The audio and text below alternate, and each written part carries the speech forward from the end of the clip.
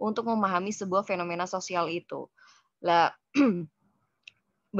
beberapa hal yang menjadi akar teoritik dari struktural fungsional sebelum ke Talcott Parsons, maka dalam sosiologi klasik, karena ini perspektifnya sosiologi, dalam sosiologi klasik itu ada Auguste Comte, ada Spencer, ada Durkheim, dan ada Pareto. Jadi di sini memang sebagai gambaran awal agar kita bisa mengkronologiskan ya, perlu kita untuk mengetahui bahwa secara kronologis ini itu bukan kemudian lahir dengan sendirinya oleh Talcott Parsons, tapi itu juga dipengaruhi oleh sosiologi klasik seperti Comte yang berbicara soal kajian utamanya yang tentang aspek statis, keteraturan, dan dinamis tentang masyarakat. Kemudian penekanannya pada kebutuhan adanya keteraturan sosial. Jadi dia melihat bahwa memang kenapa orang itu berfungsi dengan dirinya masing-masing atau memiliki fungsinya masing-masing, karena apa? Karena itu adalah sebagai kebutuhan adanya keteraturan sosial. Jadi untuk mengikat sebuah masyarakat itu dengan baik seperti apa lah. Kalau Spencer itu melihatnya masyarakat itu sebagai organisme, jadi Darwinisme sosial dan berkembangnya melalui evolusi. Jadi dari tadi kan kita melihat bahwa sebenarnya ada perubahan-perubahan nih dalam perkembangan masyarakat. Jadi dalam perubahan itu ternyata itu berkembang itu melalui evolusi. Jadi secara berurutan step by step melalui bagaimana perubahan itu terjadi sehingga menghasilkan sebuah kesepakatan yang diamini oleh masyarakat tertentu tentang apa yang dianggap itu perubahannya baik, dan akhirnya pada tahapan ini tahapan masyarakat itu pengadaan atau tambahan, kemudian kompleksifikasi, kemudian diferensiasi, dan yang terakhir itu ada integrasi. Jadi mengintegrasikan, menyesuaikan dengan persoalan yang ada dalam masyarakat. Nah, yang ketiga setelah Spencer itu ada Durkheim nih. Durkheim itu berbicara soal apa? Soal integrasi, soal solidaritas. Jadi ketika kita berbicara soal Durkheim yang solidaritas organik, solidaritas mekanik yang menghasilkan sebuah kesadaran kolektif. Saya rasa teman-teman juga sudah terfamiliar dengan ini. Jadi di sini itu memang dia melihat bahwa sebuah masyarakat kenapa dia bisa berfungsi karena memang ada kesadaran-kesadaran yang dibangun oleh masyarakat, entah itu kesadaran kolektif entah itu kesadaran organik atau solidaritas organik atau solidaritas mekanik yang menghasilkan sebuah kesadaran kolektif tadi.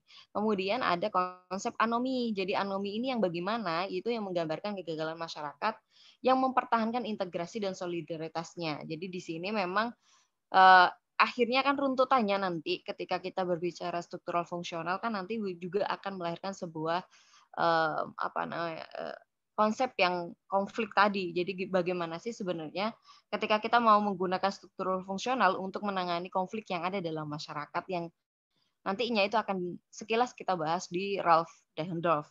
Kemudian yang terakhir itu adalah yang mempengaruhi pemikirannya Talcott Parsons itu adalah Pareto. Jadi penekanannya bahwa masing-masing elemen dalam masyarakat adalah saling berkaitan dan bergantung serta saling beradaptasi satu sama lain. Jadi di sini memang dari beberapa teori sosiologi klasik yang sudah berbicara soal bagaimana masyarakat itu memiliki fungsinya masing-masing, diperlengkaplah oleh oleh si Talcott Parsons melalui teori agilnya tadi. Tapi sebelum itu, bagi yang belum tahu apa sih itu SF gitu loh. Jadi SF itu mengkaji peran dan atau fungsi dari suatu struktur sosial atau institusi sosial dan tipe perilaku atau tindakan sosial tertentu dalam sebuah masyarakat dan pola hubungannya dengan elemen-elemen lainnya. Jadi dia tuh mengkaji status, peran, dan proses kerja dari berbagai struktur sosial bagi keseluruhan masyarakat. Jadi yang dilihat oleh SF yang struktural fungsional itu semua yang ada dalam masyarakat. Jadi semua elemen yang ada dalam masyarakat itu bagaimana sih fungsinya, bagaimana sih perannya dalam menghadapi sebuah dinamika sosial yang ada dalam masyarakat. Lah keberlangsungan masyarakat sebagai sebuah sistem dan bertahan dari berbagai perubahan internal dan eksternal itu juga bagian dari persoalan-persoalan yang dikaji oleh struktural fungsional SF. Saya singkat SF ya. Nah, identifikasi pelbagai dari persyaratan fungsional yang dihadapi oleh sistem sosial atau masyarakat itu untuk bisa terus berlangsung atau bertahan itu bagaimana? Lah analisisnya itu tentu akan mengarah pada apa? 4 persyaratan fungsional tadi. Jadi ya ada adaptasi, ada goal attainment dan integration, kemudian ada latensi. Seperti apa latensi itu? Nah, ini yang kemudian yang diharapkan oleh teman-teman, semoga ini menjadi analisis awal lah ya ketika kita mau melihat sebuah fenomena itu, ini bagian dari adaptasi nggak sih? Ini bagian dari pencapaian tujuan nggak sih? Ini bagian integrasi nggak sih? Atau pemeliharaan pola? Apalagi ketika kita masa pandemi nih, kita misalnya mau menggunakan fenomena sosial yang sedang terjadi saat ini, pandemi dan proses transisi perubahan yang ada dalam masyarakat. Melalui apa? Ternyata bisa melalui adaptasi. Adaptasinya seperti apa? Nah, adaptasinya melalui kebijakan-kebijakan yang dilakukan oleh pemerintah, kemudian nanti pencapaian tujuannya itu seperti apa. Oh, tujuannya itu untuk apa? Untuk menjaga kesehatan masyarakat, kemudian untuk meminimalisir penyebaran COVID-19 atau dan lain-lainnya, dan setelah diintegrasikan dalam kehidupan sehari-hari, dalam proses apa? Ya sosialisasi yang dilakukan, baik dari segi institusi, baik segi kelembagaan yang mengintegrasikan itu. Skup mikro atau makro pun itu juga sudah berusaha untuk mengintegrasikan dari pola-pola yang dia diharapkan secara fungsional ini bisa mencapai sebuah tujuan tertentu kayak gitu. Lah, kemudian pemeliharaan polanya bagaimana? Lah, pemeliharaannya yang melalui apa yang sudah dilakukan, ya pembatasan sosial, kemudian pemeliharaannya melalui kegiatan-kegiatan yang dibatasi dengan kebijakan-kebijakan yang sudah adalah fungsi ini kemudian dikaitkan dengan segala kegiatan yang diarahkan kepada sesuatu untuk memenuhi kebutuhan atau kebutuhan-kebutuhan dari sebuah sistem.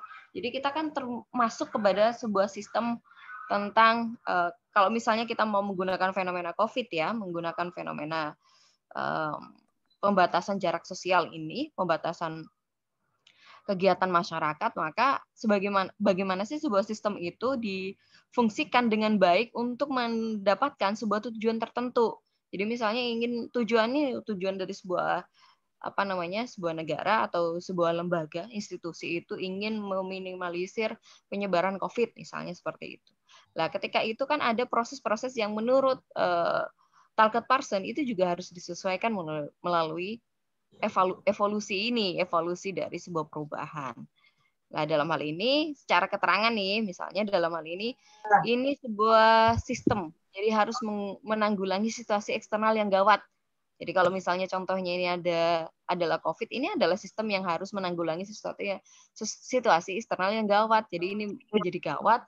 Gawatnya kalau kita bawa kepada proses ekonomi misalnya, kenapa adaptasi ini sama dengan ekonomi, itu saya umpamakan sebagai sesuatu yang dalam sektor perekonomian itu sudah sangat gawat gitu, sudah sangat mempengaruhi dari berbagai elemen masyarakat itu. Jadi tidak hanya bagi mereka yang memiliki usaha yang kemudian dirugikan oleh proses pandemi, tapi juga berbagai hal yang lain. Nah, ini kemudian ditujukan untuk memperoleh sumber daya yang memadai dari lingkungan sekitar dan mendistribusikan ke seluruh sistem yang ada. Jadi proses yang diharapkan ketika kita masuk kepada agil yang ditawarkan oleh Talcott Parsons itu memang harus menyesuaikan dengan kebutuhan dari lingkungan itu. Jadi kita kira-kira kebutuhan ketika pandemi itu bagaimana sih? Apa sih? Seperti itu. Nah, dalam hal ini ketika kita sudah bisa nih merumuskan bahwa kebutuhan kebutuhan selama pandemi itu adalah misalnya kuota lah. Nah, kuota bagi mahasiswa contohnya. Dari skup yang lebih kecil kuota untuk mahasiswa. Nah, pencapaian tujuan itu sebuah sistem harus mendefinisikan dan mencapai tujuan utamanya. Misalnya dalam hal ini saya bawa ke proses politik contohnya, itu ditujukan untuk memformulasikan tujuan dari suatu sistem atau masyarakat. Intinya bahwa ketika kita ingin misalnya ini skopnya adalah yang adaptasi dalam proses perekonomian tadi itu adalah kuota untuk mahasiswa contohnya.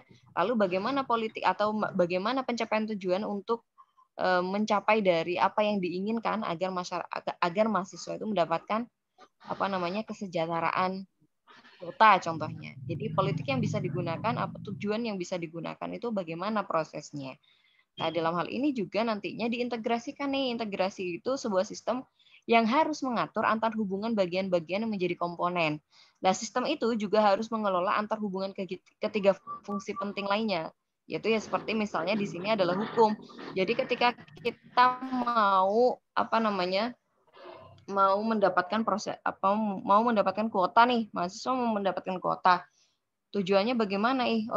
Tujuannya untuk kesejahteraan mahasiswa dalam perkuliahan daring, contohnya seperti itu. Nah, integrasi ini dipahami sebagai upaya untuk mengkoordinasikan, mengatur hubungan antara elemen dan sistem. Jadi integrasi yang dilakukan misalnya oleh Win Sunan Ampel nih, bekerja sama dengan bekerja sama dengan itu loh. Ya kayak M3, kayak apa sih itu istilahnya ya, kayak M3, kemudian Telkomsel. Ya apa? Oh, istilahnya itu. Oh, provider kan. Provider, Bu. Thank you. Aku ngecek arek-arek iki cek ontai opo cek gak koyo apa jenenge cek gak koyo presentasi aku iki. Oke, kayak provider itu mereka mengkoordinasikan. Jadi seperti Win itu mengkoordinasikan, mengatur bagaimana sistem yang berjalan agar apa? Agar mahasiswa itu mendapatkan kesejahteraan kuota, contohnya seperti itu. Lah, pemeliharaannya bagaimana? Pemeliharaan polanya. Nah, ini kan akhirnya menjadi sebuah struktural SF lah ya, sebagai SF yang berfungsi dengan baik ketika sebuah sistem itu harus harus memperlengkapi atau harus dilengkapi, memelihara, memperbaiki baik secara motivasi individual maupun pola-pola kultural yang menciptakan dan menopang motivasi. Contohnya apa? Contohnya misalnya di latensi ini saya samakan dengan agama, pendidikan, keluarga. Di sini maksudnya adalah ketika pendidikan, agama, dan keluarga berperan mentransfer nilai kolektif yang dibutuhkan untuk keberlangsungan masyarakat. Melalui proses apa? Sosialisasi, institusionalisasi, dan internalisasi. Lah kalau kita pakai contoh yang tadi, contoh dengan kesejahteraan kuota bagi mahasiswa, maka secara institusionalisasi itu sudah dilakukan, pemeliharaannya melalui apa? Melalui Win Sunan Ampel yang sudah menjembatani proses-proses untuk menghadirkan sebuah kesejahteraan yang akan didapatkan oleh mahasiswa. Nah, dalam sistem itu, di proses agil itu, sistem organisasi biologis dalam sistem tindakan dengan konsep agil. Jadi di Talcott Parsons itu juga dia berbicara soal sistem tindakan, karena sistem tindakan ini juga akan mempengaruhi bagaimana proses agil dalam konsep agil itu bisa berjalan, bisa bisa berfungsi dengan masing-masing, bisa berfungsi. Jadi fungsi adaptasi ini misalnya diadaptasi itu ya untuk menyesuaikan diri dengan lingkungan dan mengubah lingkungan sesuai dengan kebutuhan. Kemudian sistem kepribadian itu melaksanakan fungsi pencapaian tujuan dengan merumuskan tujuan. Kemudian sistem sosial itu bagaimana dia fungsinya itu berhubungan dengan fungsi integrasi, dengan mengkontrol, dengan komponen pembentuk masyarakat. Jadi sistem-sistem yang ada itu nanti saya akan jelaskan bagaimana sih sebenarnya ada beberapa komponen yang dalam penggunaan imperatif fungsional. Jadi dalam struktur fungsional ala agilnya Talcott Parsons itu juga bisa menjadi terwujud itu ketika sistem-sistem ini itu berfungsi. Jadi baik dari sistem tindakan, sistem sosial, sistem kultural, dan sistem kepribadian. Yang pertama nih, kita bawa ke sistem tindakan. Jadi ke sistem tindakan itu menurut Parsons itu terdapat dalam 6 lingkungan sistem tindakan yang mendorong manusia. Yaitu pertama realitas hakiki, sistem kultural, sistem sosial, sistem kepribadian, organisme behavioral, dan adanya lingkungan fisik organik. Nah, dalam hal ini, lingkungan itu sebagai sebuah sistem tindakan nih menurut Parsons yang bisa mengintegrasikan sistem dalam 2 aspek. Yang pertama itu adalah sistem level yang lebih rendah, yaitu menyediakan syarat energi yang dibutuhkan dalam level lebih tinggi. Kemudian yang kedua itu adalah level lebih tinggi, mengontrol level-level yang hierarki yang berada di bawah mereka.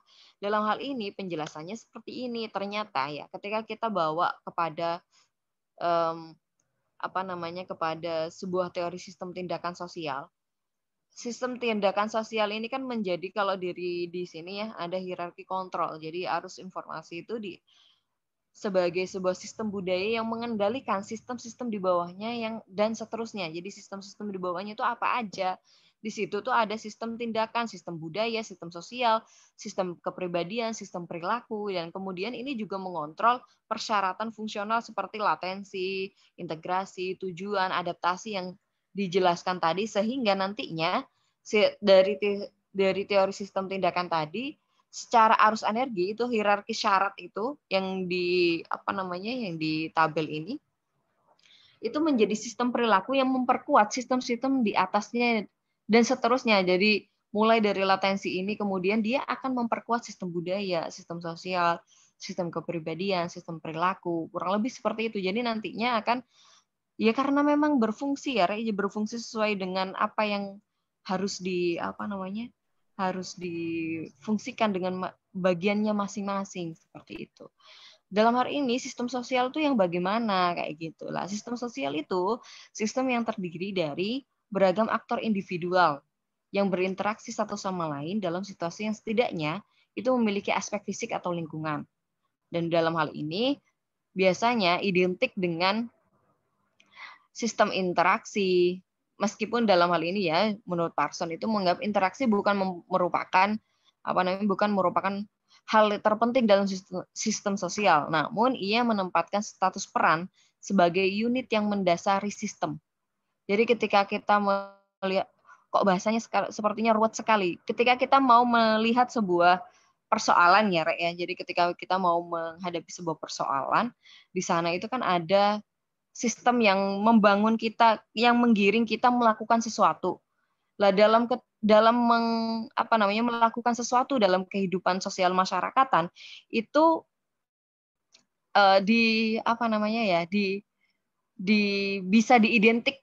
bisa diidentikan dengan interaksi yang akan kita lakukan. Lah dalam hal ini menurut Parson interaksi itu bukan kemudian sesuatu yang bukan hal yang paling penting dalam persoalan itu, tapi lebih kepada status peran. Jadi status peran dalam struktur sistem sosial itu bagaimana? Nah, status ini itu merujuk pada posisi struktural dalam sistem sosial, yaitu dan dalam hal ini peran itu adalah apa yang dilakukan aktor dalam suatu posisi. Jadi memang ketika kita melihat sebuah persoalan-persoalan yang ada dalam masyarakat memang bisa dilihat dari bagaimana sih sebenarnya aktor itu menggunakan posisinya. Dan ini juga nantinya masuk kepada bagaimana Dahendorf itu berbicara soal kekuatan dari sebuah posisi. Nah, dalam hal ini komponen-komponen struktural itu selain memberikan perhatian terhadap status peran, Parson itu tertarik pada komponen sistem sosial skala besar yaitu seperti kolektivitas, norma, dan nilai. Bagaimana kemudian nilai ini menjadi sistem sosial yang membangun setiap dari golongan masyarakat itu, dari bagian dari masyarakat itu melakukan interaksi sesuai dengan nilai-nilai atau norma-norma yang sudah diamini bersama kayak gitu. Itu kan kemudian menjadi sebuah sistem ya, ya. Sistem sosial yang ada dalam masyarakat kita. Lalu bagaimana dengan sistem kultural? Kultural ini menurut Parson kebudayaan merupakan kekuatan utama yang mengikat sistem tindakan. Jadi tindakan yang dilakukan oleh manusia atau oleh individu atau kelompok itu kan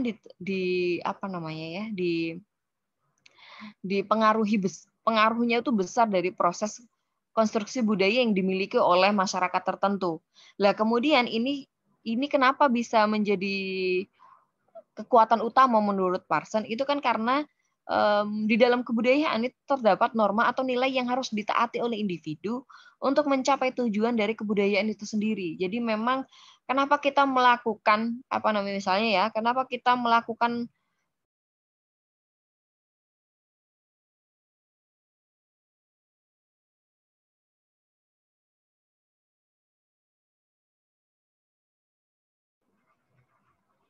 Oke, sudah nyambung, Ra? Sudah? Barusan kayaknya saya di Oke, thank you. Jadi ketika aku sampai lali ngomong mau. Oke, jadi ketika kita berbicara soal nilai, kenapa individu-individu itu melakukan interaksinya dia, melakukan tindakan-tindakannya dia itu seperti A, B, C, D, E, karena dia itu memiliki sebuah aturan dari sebuah budaya itu untuk mencapai sebuah tujuan yang disepakati. Nah, dalam hal ini itu nilai dan norma itu kemudian akan diinternalisasikan oleh aktor ke dalam dirinya sebagai suatu proses dalam sistem kepribadian agar membentuk individu sesuai dengan yang diinginkan dalam sistem kultural. Contohnya nih, nilai dan norma akan mendorong individu untuk bertutur kata lebih sopan kepada orang yang lebih tua maupun orang yang lebih dituakan. Jadi ini adalah sistem kultural yang kemudian itu dilakukan karena apa? Karena memang ada tujuan-tujuan bersama yang dalam sistem kultural itu diharapkan ini menjadi sebuah norma, menjadi sebuah nilai. Sehingga ketika ini dilakukan sebagai dalam tindakan kehidupan sehari-hari, itu pada akhirnya itu menjadi sebuah sistem kultural yang bisa yang bisa menopang dengan proses dinamika sosial yang ada dalam masyarakat. Yang kedua, kenapa ini saya nggak bisa next? Oke. Yang ketiga ya, sistem kepribadian lah. Sistem kepribadian itu yang bagaimana? Tadi kita sudah berbicara sistem sosial, sistem kultural, kemudian yang ketiga itu adalah sistem kepribadian. Nah, sistem kepribadian ini adalah sistem motivasi yang ada di dalam diri individu yang mempunyai tujuan. Untuk apa? Untuk memenuhi kebutuhan disposisi. Kebutuhan ini kemudian berbeda bukanlah dorongan naluriah sejak lahir yang dimiliki individu. Tapi ini bukan kebutuhan individu ya, bukan lahiriah, bukan yang hakikat. Tapi ini kebutuhan yang timbul karena individu itu berada dalam setting sosial. Contohnya nih, bagaimana sih sepertinya untuk menjelaskan sistem kepribadian ini, sistem kepribadian itu tidak hanya dikendalikan oleh sistem kultural, namun juga dikendalikan oleh sistem sosial. Jadi antara sistem sosial, sistem kultural itu membangun sebuah sistem kepribadian.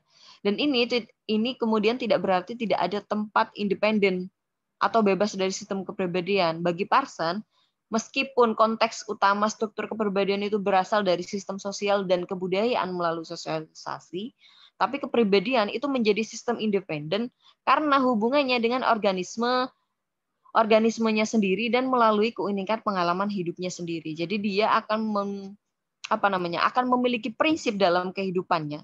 Dia akan menentukan tindakannya terlepas meskipun dia itu sudah terkonstruksi ya, dia sudah dipengaruhi oleh sistem-sistem kultural, sistem sosial yang ada dalam kehidupan masing-masing. Contohnya ini ya, sebagai contoh misalnya nikah, nggak ikut tren nikah muda misalnya seperti itu. Secara kultural sebenarnya kan kita sudah ada nih, baik itu dipengaruhi oleh nilai-nilai keagamaan, nilai-nilai keagamaan, kemudian nilai-nilai sosial, nilai-nilai kultural yang ada di sekitar kita, kemudian kita memilih untuk nikah tua misalnya, untuk nikah di umur yang sudah mapan, di atas 35 tahun, itu kemudian menjadi sebuah sistem kepribadian yang bisa dianggap sebagai independen yang dimiliki oleh pribadi tertentu, oleh individu tertentu. Karena apa? Karena keunikan atau pengalaman-pengalaman yang dia miliki gitu. Jadi dia tidak termakan atau bukan tidak termakan sepenuhnya. Dia sedikit terpengaruhi, tapi kemudian tindakan yang dia lakukan itu tergantung dengan bagaimana dia memiliki pengalaman hidupnya, sehingga dia menentukan ya udah saya nikahnya umur 40 aja deh, daripada saya mengikuti kultur yang sudah ada atau sistem sosial yang ada di sekitar kita, kemudian itu membentuk malah itu memenjarakan prinsip yang di luar dari prinsip seseorang seperti itu. Dan ini menurut Parson itu menjadi sebuah sistem kepribadian yang secara independen dimiliki seperti itu ya, di setiap orang memiliki itu. Lah dalam perubahan sosial nih, jadi saya lanjut aja. Perubahan sosial itu menekankan menekankan terjadinya proses evolusi. Jadi khususnya perkembangan manusia sebagai individu. Lah teori evolusi Parson itu dapat dirunut dari beberapa teori klasik sosiologi. Pertama, Comte, kalau misalnya teman-teman sudah familiar dengan evolusi pengetahuannya Comte yang teologis, metafisik, positivis. Kemudian yang Spencer itu juga berbicara soal tumbuh, berkembang, memperbanyak diri. Dan Durkheim itu berbicara tentang pembagian kerja mekanis ke organis. Dari perkembangan tingkat solidaritas masyarakat yang berdasarkan tingkat integrasinya tadi yang sudah sedikit kita singgung di awal, yaitu dari pembagian kerja yang mekanis ke organis. Dalam hal ini, itu Parson itu memberikan paradigma perubahan sosial yang evolutif. Dari diferensiasi, ini diferensiasi ya, Rey? Aduh. Dari diferensiasi, adaptasi lanjut, inklusi atau integrasi, dan generalisasi nilai. Nah, penjelasannya bagaimana? Lah, paradigma tahapan perubahan sosial Parson ini sebenarnya hanya bentuk lain dari konsep tentang persyaratan fungsional masyarakat dalam sistem agil tadi. Kalau di sini diferensiasi itu masyarakat memiliki berbagai subsistem yang berbeda. Struktur yang fungsinya itu masyarakat yang lebih luas, kemudian adaptasi lanjut lahirnya banyak subsistem yang menuntut struktur dan sistem sosial secara keseluruhan, beradaptasi dengan perubahan internal, kemudian inklusi yang diintegrasi atau integrasi ya, jadi dalam masyarakat sebagai sistem dan kultur akan melakukan proses pengintegrasian kembali ke berbagai sistem dan subsistem setelah adanya perubahan internal. Dan yang terakhir itu adalah generalisasi nilai. Dalam paradigma perubahan sosialnya Parson itu kurang lebih memang konsepnya seperti seperti agil tadi. Jadi ada adaptasi, ada goal attainment, kemudian ada integrasi, ada latensi. Cuman berbeda bahasa, dan ini kemudian lebih fokus dengan perubahan-perubahan sosial yang ada sehingga nantinya menghasilkan sebuah masyarakat yang sesuai dengan fungsinya masing-masing. Itu goalnya dari persoalan Talcott Parson. Sebelum saya lanjut ke Ralph Dahrendorf, kira-kira ada yang mau menyanggah atau seperti apa? Atau saya lanjut karena ini beda ya, maksudnya beda konsep, beda pembahasan. Gimana? Ada yang mau berdiskusi?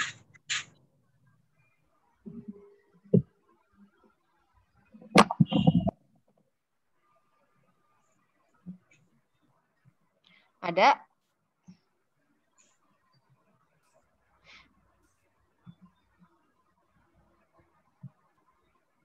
Sepertinya belum ada.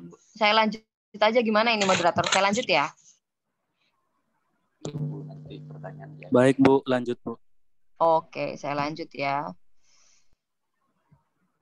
Saya lanjut kepada konsepnya Ralph Dahrendorf tentang apa? Tentang konflik. Saya disuruh berbicara soal konflik. Oke, konflik yang seperti apa? Karena konflik ini ada marxis, ada non-marxis. Jadi kalau misalnya Ralph Dahrendorf itu dia non-marxis, meskipun dia sebenarnya juga mengkritik marxis. Jadi ada pengaruhnya lah, ada pengaruh dari konflik alam marxis. Cuman dia tergolong dari golongan-golongan yang non marxis sepertinya dalam kategorisasi sosiologis. Lah, bagaimana sih konflik secara sosiologis itu? Karena konflik itu kan juga bisa didefinisikan, misalnya teman-teman cari definisi konflik di KBBI, adanya perselisihan, ketidaksesuaian antara harapan dan kenyataan, misalnya, itu juga bisa dikatakan sebagai sebuah konflik.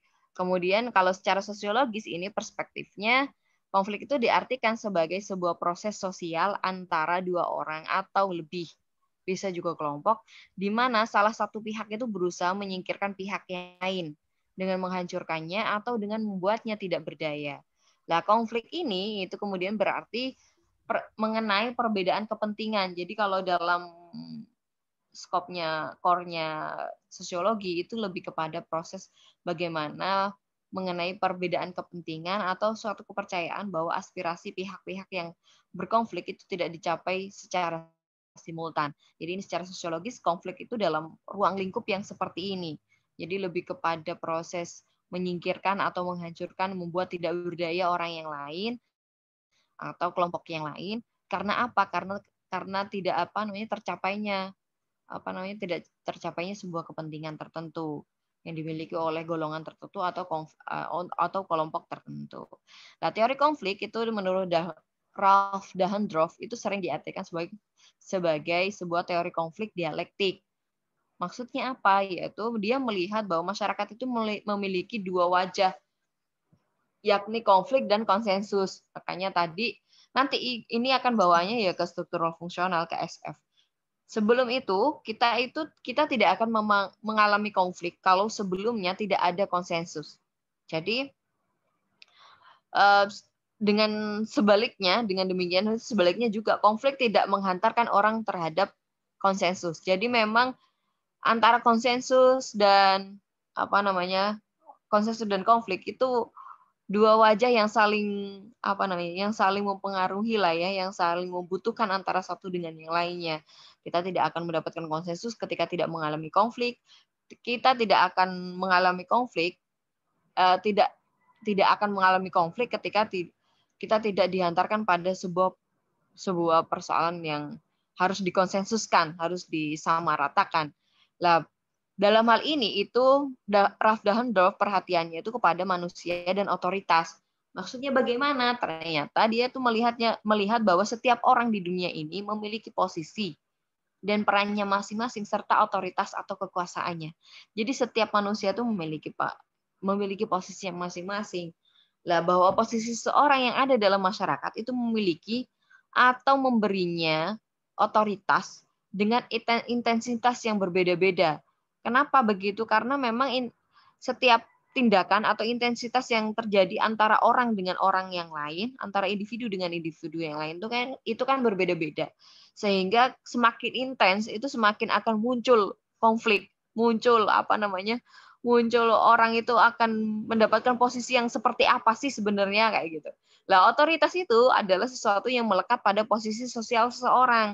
Jadi bagi yang memiliki posisi sosial lebih tinggi, maka otoritasnya itu lebih tinggi sebagai pengatur atau pembuat keputusan. Contohnya seperti itu. Jadi kalau misalnya kita bawa ke struktural lembaga, maka otoritas yang paling tinggi itu siapa sih sebenarnya? Ya pemimpin lembaga atau orang-orang yang di bawah pemimpin itu dan di bawahnya. Dan itu yang memiliki otoritas tertinggi seperti itu. Selanjutnya, otoritas yang dalam perspektif Ralph Dahrendorf itu otoritas institusi, kelas sosial, konflik, struktur sosial, dan perubahan semuanya itu saling terkait.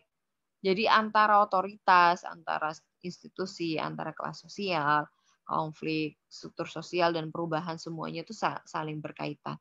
Kenapa? Karena dalam perjalanan otoritas atau dalam proses orang memiliki kekuasaan itu tidak bisa memusat, melainkan didistribusikan seperti sebuah perusahaan. Di sana itu ada direktur, ada sekretaris, ada bendahara, ada kepala gudang, dan pekerja-pekerja itu sendiri. Dahrendorf itu menyatakan bahwa perbedaan distribusi otoritas itu selalu menjadi faktor menentukan konflik sosial sistematis. Karena apa? Karena setiap orang itu pada akhirnya memperebutkan distribusi otoritas dan posisinya. Sehingga dalam hal ini, posisi dan otoritas seseorang itu berkaitan dengan perubahan dan konflik yang bisa bertambah atau turun tergantung dari yang ia kerjakan. Orang itu akan kalau misalnya kita bawa ke perusahaan ya, Rek. Jadi akan antara direktur, sekretaris, bendahara itu kan memiliki fungsinya masing-masing nih. Mereka mendapatkan kerjaannya masing-masing dan memiliki otoritasnya masing-masing. Yang sekretaris juga bisa menyuruh bendahara bisa menyuruh kepala gudang bisa menyuruh, dan siklusnya akan seperti itu. Dan pada persoalan tertentu, ketika mereka itu ingin memperjuangkan ingin mendapatkan otoritasnya, dia akan memicu sebuah konflik-konflik sosial yang ada dalam lembaga tersebut atau dalam lingkungannya. Karena apa? Karena setiap orang itu ingin memperebutkan distribusi otoritasnya sendiri seperti itu. Otoritas ini bagaimana? Otoritas ini bertempat pada posisi sosial. Jadi tidak hanya pada orang tertentu, tapi tersusun secara hierarkis dalam stratifikasi sosial. Lah dalam stratifikasi sosial itu ada 2 bahan. Jadi dalam setiap posisi misalnya pekerjaan itu membutuhkan kemampuan yang berbeda-beda antara mudah dan susah. Kemudian dalam setiap posisi ini dalam pekerjaan misalnya mendapatkan reward yang berbeda-beda pula maupun tinggi dan rendah. Ini tinggi dan rendah ya, Re. Jadi dalam hal otoritas itu memang tidak semua otoritas itu dalam perhatiannya Ralph Dahrendorf, tapi otoritas yang tersusun secara hierarkis dalam stratifikasi sosial. Lah, stratifikasi sosial itu yang bagaimana? Stratifikasi sosial ini berdasarkan otoritas yang sangat kompleks dalam masyarakat. Contohnya nih, seseorang bisa menempati posisi tinggi pada suatu kelompok dan menempati posisi terendah di kelompok lain. Lah, Dahrendorf itu menjelaskan bahwa masyarakat itu tersusun oleh koordinasi secara imperatif oleh berbagai kelompok. Lah, masyarakat itu terdiri dari berbagai kelompok di mana individu itu bisa memiliki berbagai posisi yang berbeda-beda dalam berbagai kelompok. Jadi ya kalau kita belajar stratifikasi sosial memang nantinya akan muncul kelas-kelas yang siapa yang menentukan nih, siapa yang menjadi orang memiliki otoritas yang tertinggi, siapa yang memiliki otoritas terendah. Dan dalam hal ini otoritas itu dibagi Ralph Dahrendorf itu dibagi nih, jadi dia mengandung 2 unsur, penguasa atau orang yang berkuasa dan orang yang dikuasai. Dalam kata lain itu adalah atasan dan bawahan. Dan dalam hal ini itu dia bedakan, ada yang kelompok semu, ada kelompok kepentingan, ada kelompok konflik. Jadi dalam kelompok semu itu di mana individu belum menyadari kepentingan bersama. Yang kedua, kelompok kepentingan. Jadi individu itu menyadari kepentingan bersama dan berusaha memperjuangkannya. Yang ketiga itu adalah kelompok konflik. Jadi kelompok konflik itu konflik kelompok dipicu oleh kepentingan dan dilakukan oleh kelompok kepentingan. Jadi ketika ini menjadi konflik kelompok, ini kelompok konflik atau konflik kelompok, itu karena memang konflik itu dipicu oleh kepentingan-kepentingan kelompok itu. Karena apa? Kelompok kepentingan itu sudah menyadari apa sih tujuan mereka kayak gitu. Nah, kepentingan ini juga dibedakan nih menurut si Ralph Dahrendorf. Kepentingan ini ada kepentingan laten, ada kepentingan manifest. Kepentingan laten itu belum disadari oleh kelompok, kepentingan manifest itu telah disadari dan diperjuangkan oleh kelompok. Ini kepentingan-kepentingan ini nanti dibedakan juga sama Ralph Dahrendorf yang akhirnya apa? Kelompok semu itu adalah sejumlah pemegang posisi dengan kepentingan yang sama tetapi belum menyadari keberadaannya. Dan pada akhirnya kelompok ini itu juga termasuk dalam kelompok kedua, yaitu kelompok kepentingan. Karena apa? Karena kepentingan inilah melahirkan kelompok ketiga, yaitu kelompok konflik sosial. Jadi yang awalnya nih kalau dibawa ke persoalan yang lebih kecil ya, persoalannya lebih kecil. Jadi ada 1-2 orang nih, dia memiliki memiliki otoritas nih. Dia memiliki otoritas, kemudian tapi dia itu belum menyadari tentang kepentingan yang dia miliki dalam otoritas itu. Nah, ketika dia sudah menyadari, dia akan masuk kepada kelompok kepentingan. Dia sudah bertemu nih dengan orang-orang yang lain, dengan kelompok-kelompok yang lain itu, membentuklah sebuah kepentingan, dan akhirnya apa? Ketika dari kelompok-kelompok ini sudah mengetahui tentang kepentingan yang dia miliki, dan dia sadar bahwa dia ingin mencapai kepentingan itu, akhirnya apa? Akhirnya menghasilkan sebuah kelompok konflik sosial atau akhirnya menghasilkan sebuah konflik dari kelompok-kelompok sosial tersebut. Lah, antitesis dari Ralph Dahrendorf tentang fungsional dan konflik. Dahrendorf itu kan dia sebagai tokoh utama yang berpendirian masyarakat, bahwa masyarakat mempunyai 2 wajah. Yang seperti tadi yang sudah disinggung, dia itu adalah konflik, tapi juga konsensus. Tidak akan terjadi konflik tanpa adanya konsensus, tidak akan terjadi konsensus tanpa konflik, tidak akan terjadi konflik tanpa mengarah pada sebuah konsensus. Lah, hal ini kita bawa ke 2 bagian besar ini, teori fungsional dan teori konflik. Kita bagikan nih kira-kira seperti apa sih? Lah, masyarakat itu adalah statis atau masyarakat itu berada dalam keadaan yang berubah secara seimbang. Kalau kita menggunakan paradigma teori fungsional, maka yang seperti ini yang akan kita dapatkan saat memahami sebuah masyarakat, masyarakat itu statis, jadi masyarakat berada dalam keadaan yang berubah dan secara seimbang. Nah, kalau menggunakan paradigma yang teori konflik, setiap masyarakat setiap saat tunduk pada proses perubahan. Jadi paradigma mana yang mau kita gunakan untuk memahami sebuah masyarakat? Yang kedua, yaitu menekankan keteraturan masyarakat. Jadi kalau kita melihat fungsi-fungsi yang ada dalam masyarakat seperti tadi sistem sosial, sistem kultural, sistem kepribadian, itu untuk apa? Untuk menekan keteraturan masyarakat melalui proses agil yang ditawarkan oleh Ralph Dahrendorf, yang ditawarkan oleh Talcott Parsons. Tapi ketika kita bawa ke Ralph Dahrendorf, itu melihat pertikaian dan konflik dalam sistem sosial. Jadi melihat bagaimana, karena tadi kita menyinggung ya, sistem sosial tadi itu kan bahwasanya setiap orang itu harus mengikuti persoalan konstruksi atau sistem-sistem yang sudah ada dalam masyarakat, sehingga itu nantinya ketika ada orang yang tidak cocok dengan persoalan itu melahirkan sebuah pertikaian atau konflik sistem sosial. Lah yang ketiga itu sistem elemen masyarakat berperan sebagai menjaga stabilitas. Jadi setiap elemen masyarakat itu berperan sebagai penjaga stabilitas. Nah, teori konflik ketika kita menggunakan paradigma konflik itu ya berbagai elemen masyarakat menyumbang apa? Menyumbang terhadap disintegrasi dan perubahan yang ada. Ini bisa dibaca ya, Rey. Jadi ini adalah perbedaan-perbedaan antara teori konflik dan teori sosial. Teori fungsional. Lah, konflik kelompok, kalau kita bawa ke konflik kelompok tadi, lanjutannya dari tawaran yang diberikan oleh Ralph Dahrendorf, konflik sosial itu mensyaratkan 3 faktor nih. Jadi ini yang penting. Jadi ada teknis, ada politik, ada sosial.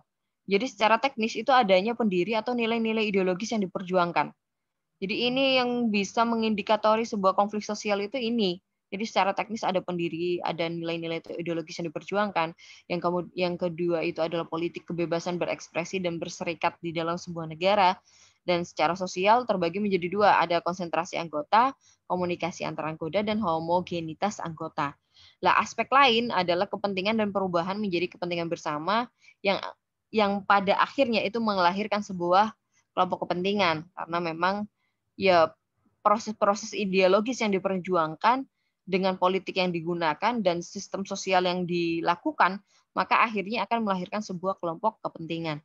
Nah, dalam hal ini intensitas dan kekerasan dalam konflik itu juga dibagi oleh Ralph Dahrendorf. Ada kekerasan konflik, ada intensitas konflik, ada aspek lain. Aspek lain kemudian ada konflik industrial, ada konflik dalam negara. Nah, konflik industrial itu masuk kepada konflik dalam perusahaan antara pemilik modal dengan buruh yang cenderung menurun karena tidak jelasnya aturan setelah lahirnya birokrasi atau yang menjadi pemilik modal. Kemudian konflik dalam negara itu cenderung tetap adanya, khususnya difasilitasi oleh sistem politik multipartai dan sebagainya. Ini adalah beberapa konsep yang ditawarkan oleh Ralph Dahrendorf tentang intensitas dan kekerasan dalam konflik. Dan konflik itu bisa dipahami sebagai sumber perubahan dan perkembangan masyarakat. Lagi-lagi ketika memang kita mengamini sebuah konsensus, itu kan karena ada perubahan yang diamini, kemudian itu menjadi sebuah salah satu bentuk perubahan yang ada dalam masyarakat. Nah, konflik sosial ini merubah struktur sosial, pergantian posisi dominan, peleburan antara kelompok dominan dan terdominasi, kemudian konflik intens yang mengakibatkan perubahan radikal apabila disertai kekerasan menjadi lebih cepat. Dan biasanya kalau kita bawa konflik dan perubahan sosial, analisis konfliknya itu hubungan antara konflik dan perubahan, hubungan antara konflik dengan status quo, itu bisa kita gunakan sebagai proses analisis konflik. Contohnya nih, misalnya nih, saya nggak tahu apakah saya mempersiapkan nih bagan untuk bahan kita diskusi menggunakan term-term yang sudah kita diskusikan barusan. Kira-kira apakah ada nih tawaran teman-teman, fenomena apa sih yang bisa kita gunakan untuk memahami sebuah perubahan yang ada dalam masyarakat dan kemudian itu menjadi sebuah konflik? Ada yang mau speak up?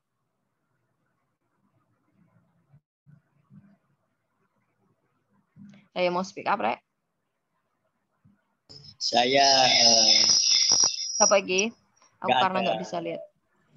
pertanyaan, mungkin cuma mengulas apa ya, perkataannya seorang filsuf namanya Zeno dari Elea, itu filsuf Prasokrates. Jadi konflik ini menurut pandangan saya dan saya sesuaikan dengan apa yang dikatakan oleh Zeno, itu kejahatan atau kekacauan. Nah, itu saya samakan sebagai konflik kan. Konflik kan juga bisa menimbulkan kejahatan atau kekacauan.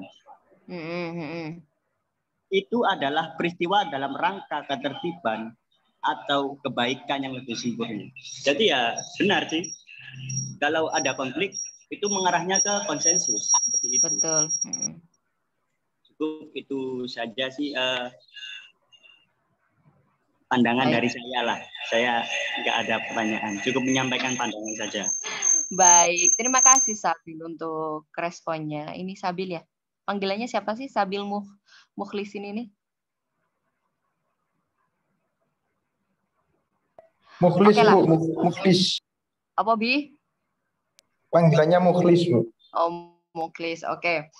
Jadi gini, Rek. Kalau misalnya nih, ada yang mengikuti ini nggak, Rek? Mengikuti isu kemarin itu loh, netizen Indonesia yang apa namanya? Yang bukan bully ya, yang membuli atau mengancam ya, itu sifatnya lebih mengancam nggak sih? Yang mengancam perkawinan sesama jenis di Thailand apa Vietnam sih itu? Thailand ya? Yang di Thailand ada yang mengikuti nggak? Iya, saya tahu kasusnya, Bu. Oke, yang tahu kasusnya, kira-kira Kurang seperti lebih... apa? Aku mau cari kasus yang sekiranya itu anak-anak arek-arek iki mengikuti lah, kan kalian pemegang data yang ada dalam sosial media. Jadi pengguna sosial media itu lebih banyak dipegang oleh anak-anak muda, termasuk dengan proses-proses yang menurut saya itu kayak inilah ya, fenomena persoalan yang ada dalam sosial media, bagaimana orang-orang Indonesia itu dengan mudahnya dia ngetik lah dia. Ini kan persoalan sosiologis, fenomena sosiologis yang bisa kita amati bersama bahwa memang kita tidak akan mempersoalkan secara psikologis dia tuh bagaimana. Tapi kemudian yang bisa kita lihat itu adalah contohnya nih. Misalnya kita mau, misalnya nih persoalannya adalah LGBT contohnya. Kita bawa ke fenomena LGBT. Dalam proses fenomena LGBT, kasus di kasus Thailand ya? Thailand nggak sih? Bener nggak sih? Iya, Thailand, Bu. Kasus Thailand ya. Oh, arek-arek iki biasa paling familiar ambek Thailandan we ya. Karena akeh sing ayu-ayu nang kono. Oke, jadi proses fenomena LGBT kasusnya Thailand misalnya. Ketika kita bawa konsep ini kepada menggunakan teori konfliknya Rauf dan Rauf. Kalau mau menggunakan Agil kayaknya ini sangat bias kepada agama, jadi saya ingin membawanya ke Rauf dan Rauf aja tentang bagaimana sebenarnya otoritas dari, kita berbicara soal otoritas yang dimiliki oleh seseorang sehingga menghasilkan sebuah konflik yang muncul di media sosial. Contohnya nih, setiap netizen, kita bawa ke netizen layar ya. Biar lebih produktif. Kita bawa ke netizen. Netizen itu sebagai apa sih? Ini tulisannya kelihatan nggak ini kalian, teman-teman? Kelihatan nggak, Bu? Oke, siap. Iya, saya meripat 6 kok. Oke, netizen Indo. Ya, meripat 6 itu ketok, nek meripat tuwek gak ketok rek. Saya selalu berlindung di bawah nama tua untuk kekurangan saya. Tapi untuk maca 6 ya selalu lah. Begitulah manusia. Dengan otoritas yang dia miliki, dengan sistem kepribadian dia memiliki apa namanya, kalau bahasanya agil siapa talcott person, saya punya otoritas untuk menentukan apa sih tindakan apa yang saya akan gunakan. Kembali lagi ke persoalan ini ya Rek ya. Jadi untuk memahami, kalau teman-teman sosiologi sepertinya sudah familiar dengan paradigma berpikir ontologi, epistemologi, aksiologi yang sepertinya saya sudah belajar bareng dengan mereka tentang bagaimana sih memahami sebuah hasil dari persoalan yang ada. Fenomena LGBT ini kan menjadi sebuah hasil ya, Rera. Bentar, saya akan ngetik. Karena tidak ada yang tanya, saya akan sharing aja ini. Kalau ada yang mau tanya silakan ya, Reo. Oke, Bu. Oke, Mbak, ngunai ya, Re. Gak teruwi mau iki ceritanya. Oke, Mbak. Apa? Ngomong apa, Rek? Santai lho, Rek, ambek ngomong lho, Kak Popo. Aku kan ini kan anggap aja ketika kita offline iku yo ambek ngomong-ngomong ngono ku lho, Rek, guys. Nek offline kan aku biasanya nang papan, dolinan nang papan. Bu, kan saya mau nanya, Bu. Yo, apa? Bismillahirrahmanirrahim. Tentang konsep fungsionalisme struktural. Di sana disebutkan bahwasanya perspektif dalam sosiologi yang memandang masyarakat sebagai satu sistem yang terjadi bagian-bagian saling berhubungan satu sama lain, dan bagian yang satu tidak dapat berfungsi tanpa adanya hubungan dengan bagian yang lainnya. Hal ini selaras dengan pemikiran Ahmad Al-Farabi yang merupakan seorang filsuf Islam, bahwasanya dia berfokus kepada masalah sosial. Al-Farabi menggagas konsep kerjasama secara sempurna tentang komunitas unggul dan kota unggul. Pada dasarnya manusia menurut Al-Farabi adalah secara natural tidak mungkin dapat memenuhi kebutuhannya sendiri-sendiri. Begitu, Bu. Nah, yang saya ingin tanyakan adalah dalam sebuah manusia itu kan kita berbagai karakteristik ya, Bu ya. Nah, bagaimana pengimplementasian teori tersebut, Bu? Teori fungsionalisme tersebut terhadap masyarakat yang berbagai karakteristik ini. Sedangkan masyarakat yang berbagai karakteristik ini seperti kita ketahui bahwasanya cenderung menimbulkan suatu konflik gitu, Bu. Nah, konsep fungsionalisme struktural dan konflik ini kan saling berhubungan dan saling berhubungan juga dengan perdamaian. Seperti itu, Bu. Terima kasih. Baik. Terima kasih. Siapa namanya, Rek? Aku nggak kelihatan soalnya nang layar iki wis PowerPoint tok. Siapa namanya?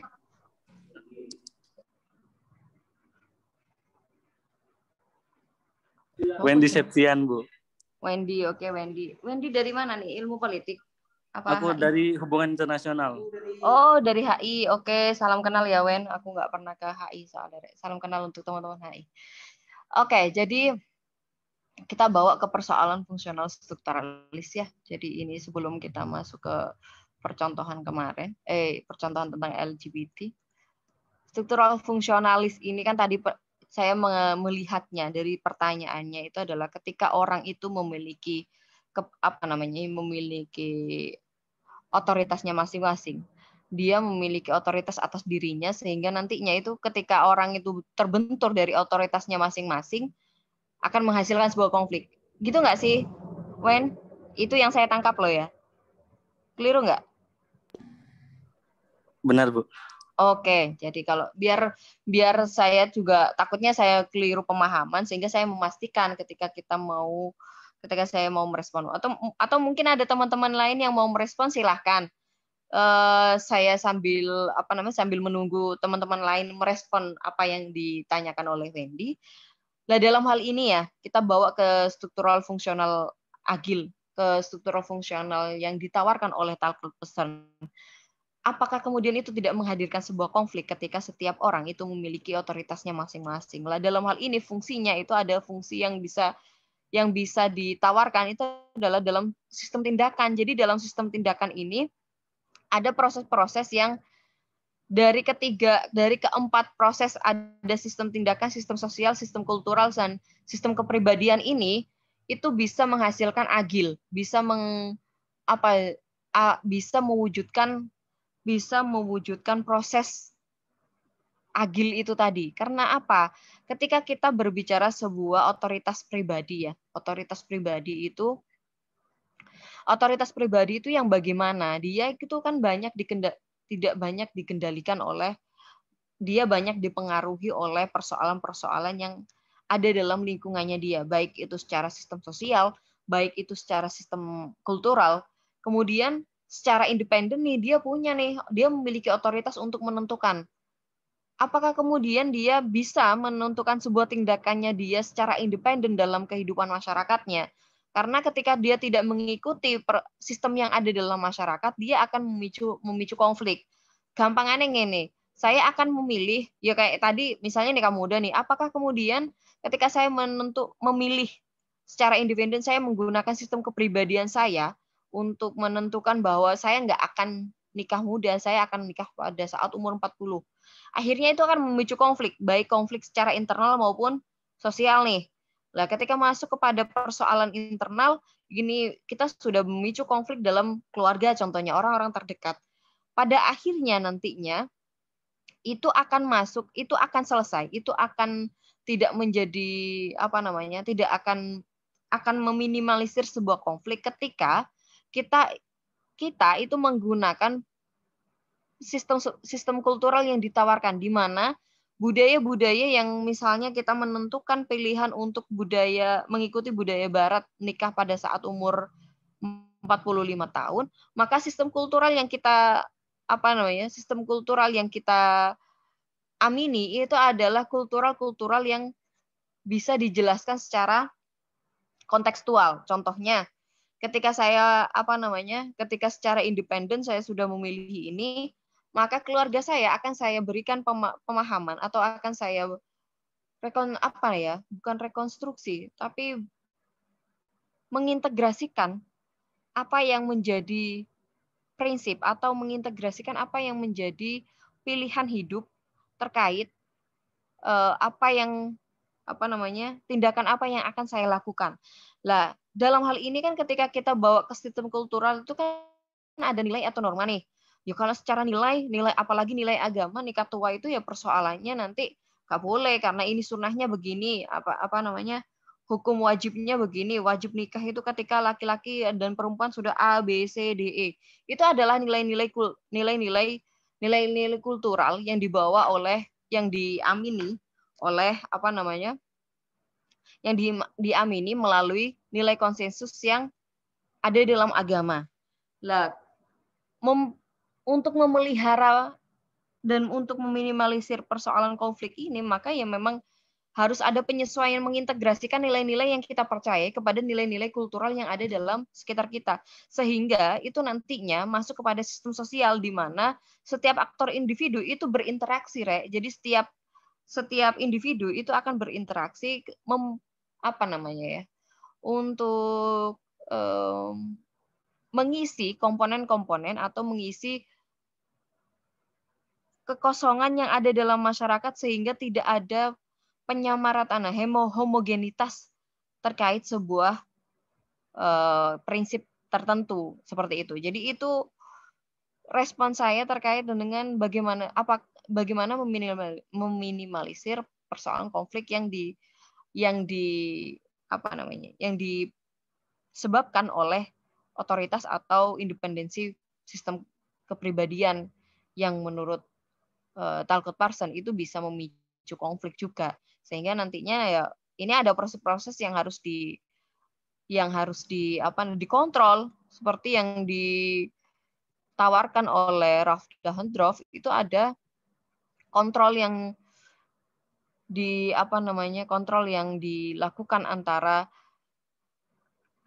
paradigma dari perubahan sosial tadi kepada fungsi dari sebuah masyarakat sehingga masyarakat itu bisa stabil atau bisa untuk menjaga kestabilan yang ada dalam masyarakat itu tadi gitu. Jadi memang ya prosesnya ada adaptasi tadi, ada goal attainment. Lah dari persoalan-persoalan yang tadi itu kita akan akan meminimalisir konflik ketika sudah melalui proses adaptasi tadi, proses agil yang ditawarkan tadi gitu. Kurang lebih begitu respons saya, Wen.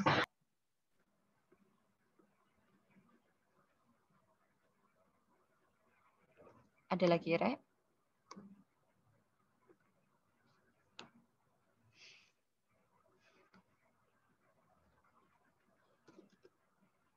Oke, saya lanjutkan ya. Jadi ini kita bawalah dari persoalan yang tadi ya, fenomena LGBT tadi yang di kasus Thailand.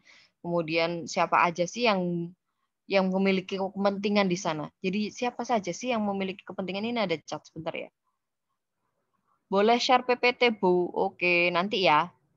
Aku share itu gimana ya caranya? Oh, ini ya, file ini ya, Re. Oh, siap. Biar komputer. Ini terlihat kan ya? Sebentar, backup Lia, saya share dulu ya. PPT kuliah. Apa tadi, Rek? Oke.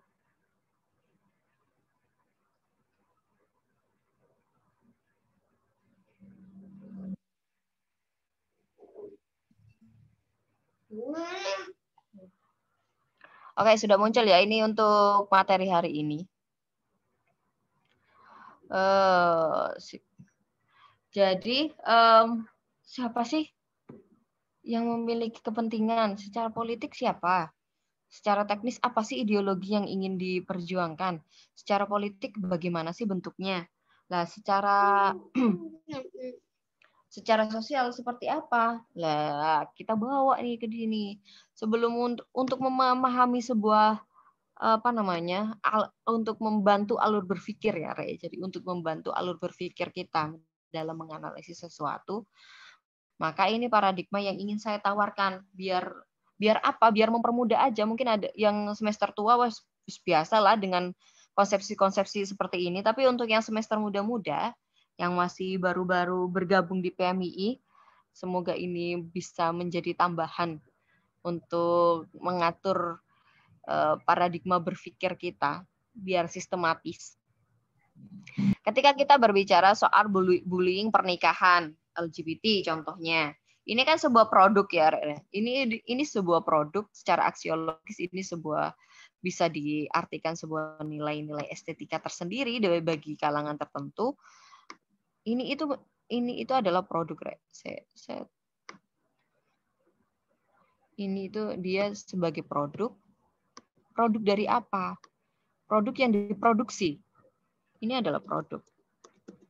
Ini adalah produk. Kemudian secara epistemologis kita akan melihat nih, kira-kira apa sih yang menyebabkan adanya bullying pernikahan LGBT di Thailand itu? Ternyata netizen Indonesia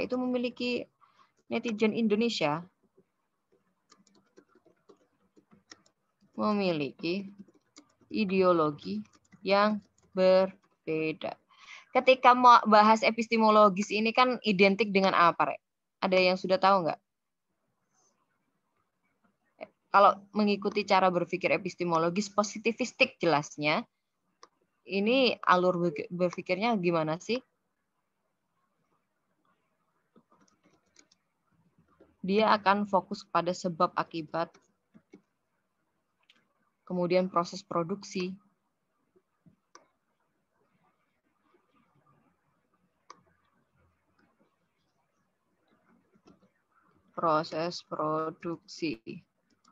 kemudian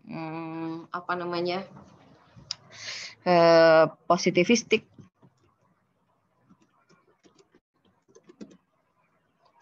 kemudian apa lagi, Rek? Kalau kita mau menggunakan paradigma epistemologis dalam memahami sebuah persoalan lah.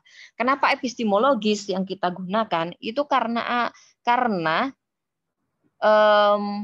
Ralph Dahrendorf, kemudian Talcott Parsons, itu dia bagian dari orang-orang yang positivistik yang mengamini kayak Auguste Comte. Dia kan dipengaruhi oleh beberapa pemikiran-pemikiran dari Auguste Comte tadi.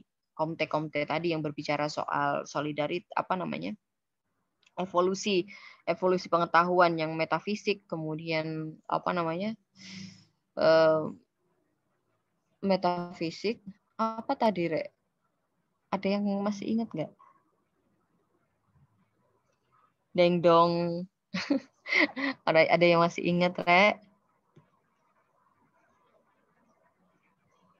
Andiki.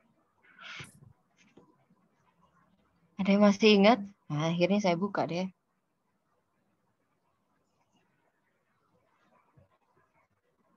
Masa lali, Rek?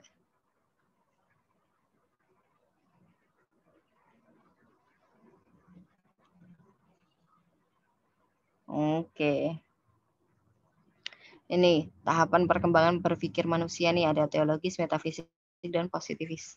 Jadi ini adalah sistem proses paradigma berpikir yang digunakan secara epistemologis untuk memahami sesuatu, Rek. Jadi di sini saya akan kalem berbicara karena apa? Karena memang prosesnya seperti ini. Loh.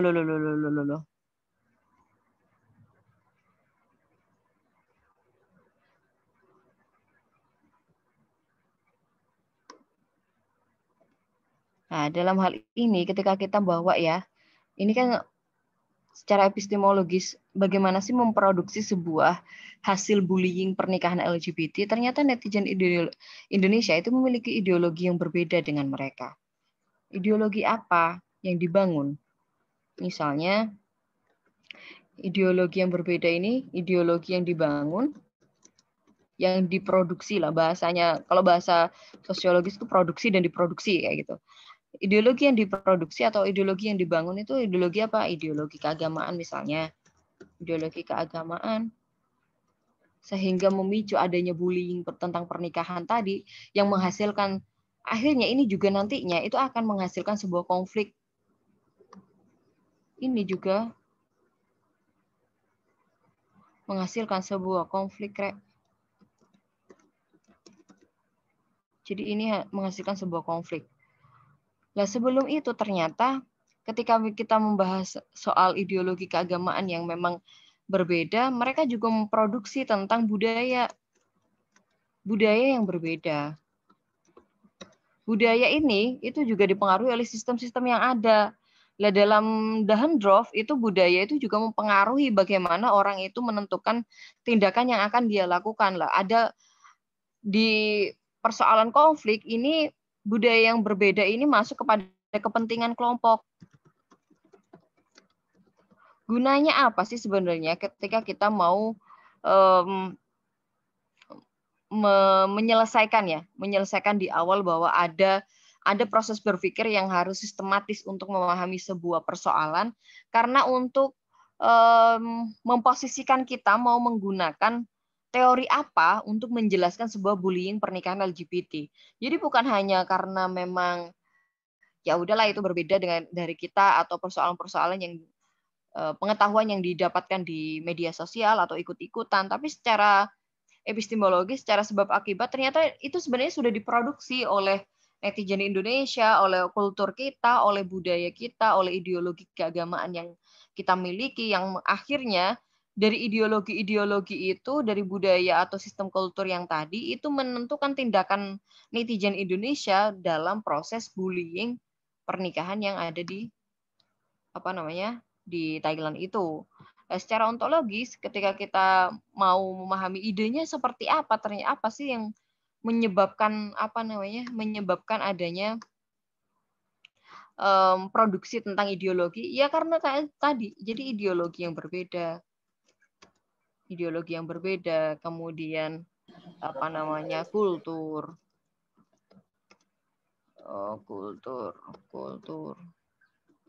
kultur yang berbeda, yang akhirnya nanti ini diproduksi dalam proses positivistik melalui apa? Melalui kalau di ini ideologi diproduksi, ideologi keagamaan melalui apa? Melalui ini dalam prosesnya itu dalam proses produksinya. Kalau kita ibaratkan pabrik itu melalui media sosial, melalui melalui selain media sosial ya melalui platform tertentu yang berbicara soal yang bisa diakses oleh netizen Indonesia dari berbagai macam bentuknya, tawaran-tawaran teknologi yang ada. Itu kan akhirnya bisa memproduksi sebuah hasil inilah dalam apa namanya, dalam menganalisis konflik, kita bawa analisis konfliknya ini hubungan antara konflik dengan perubahan. Kita bawalah ini untuk memahami sebuah proses fenomena sosial ini. Mengalami perubahan apa sih, guys? Gitu.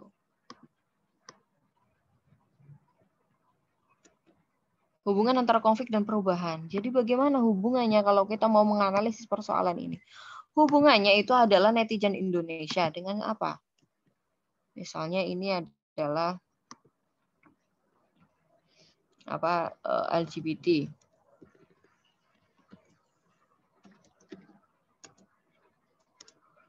Hubungan mereka apa sehingga melahirkan sebuah konflik? Ternyata perbedaan ideologi.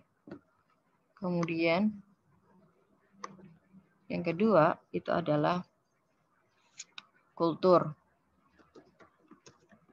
Kita bawa ke kultur lah ya, kultur. Kultur ini masuk kepada apa? Ke kepentingan, jadi kepentingan. Masuk ke kepentingan. Ketika masuk ke kepentingan, maka di sini ada apa, Rek? Ketika berbicara kepentingan, itu kan ada apa, guys? Ada otoritas. Yang dari itu nantinya akan memunculkan apa? Akan memunculkan konsensus.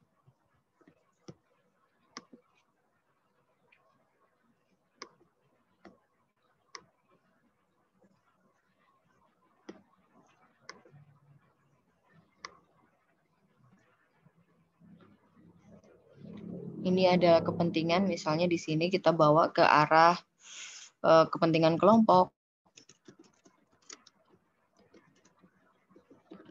Kepentingan kelompok, kemudian kita arahkan juga, misalnya kepentingan ini saya tanda ini.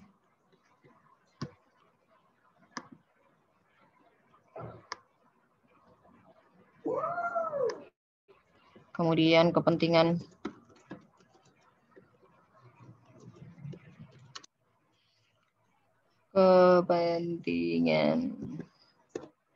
Oke, kepentingan apa lagi? Jadi kalau kita berbicara ini nantinya kepada otak yang melahirkan sebuah konflik yang ada di tengah-tengah ini, Rek.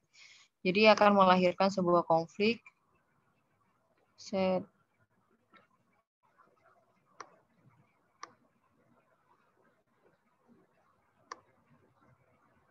Di sini konfliknya.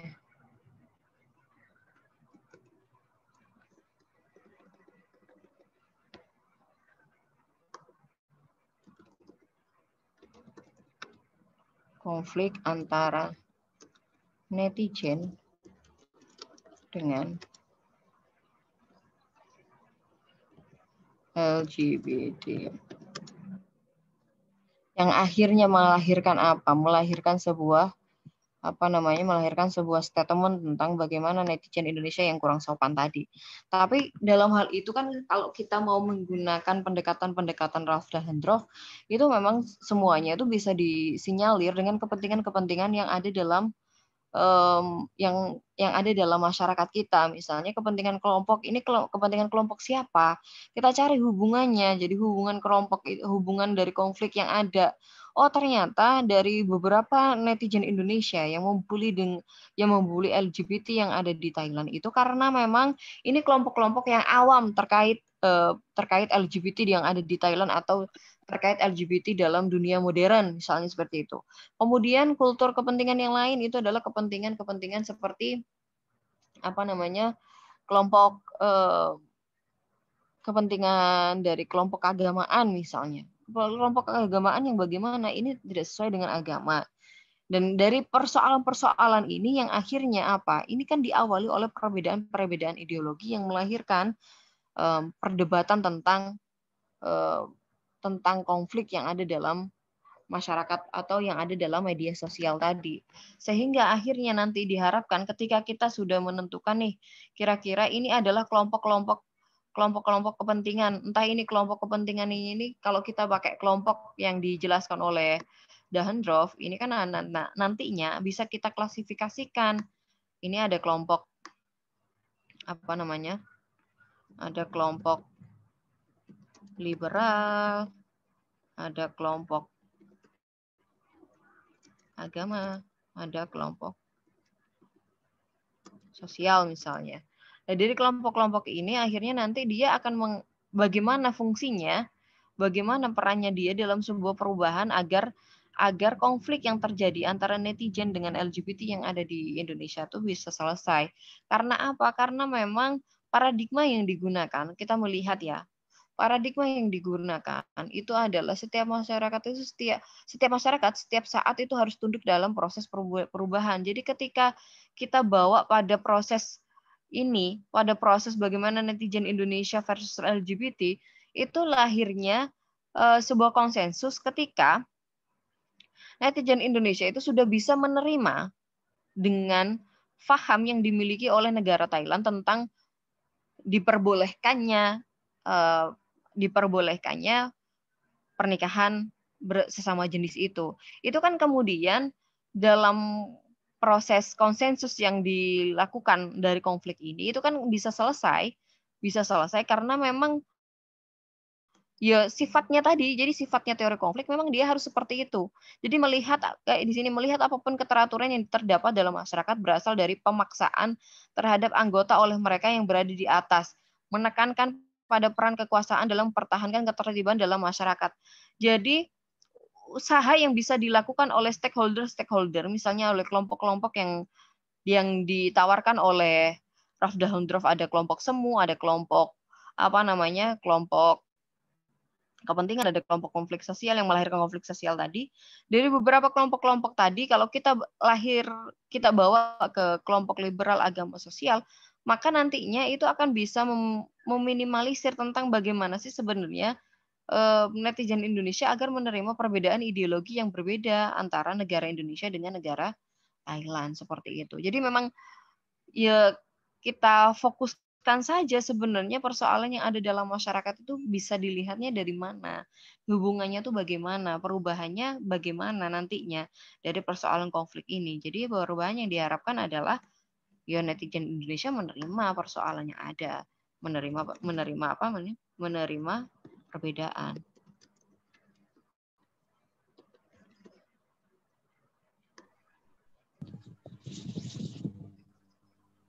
Jadi gitu. Akhirnya ini menghasilkan sebuah konsensus. Misalnya.